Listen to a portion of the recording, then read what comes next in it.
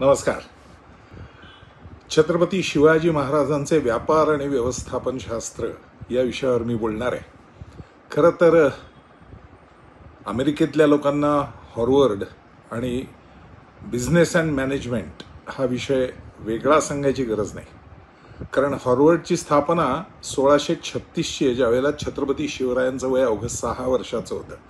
त्यांच्यापर्यंत हा ग्रंथ किंवा काही पोचला का नाही याची कुठेही नोंद नाही, किंबहुना नाहीच. पण छत्रपती शिवाजी महाराजांचं संपूर्ण आयुष्य, त्यांची युद्धनीती, त्यांनी वेगवेगळ्या प्रसंगात घेतलेले निर्णय, राजे म्हणून त्यांनी हिंदवी स्वराज्य उभं करताना निर्माण केलेले सर्व नीती नियम, या सगळ्याकडे बघितलं की लक्षात येतं की ते वेगळ्या अर्थी एक फार मोठे मॅनेजमेंट गुरु होते.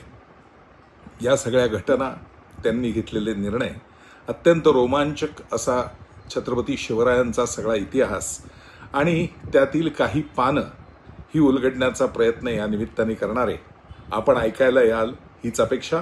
नमस्कार.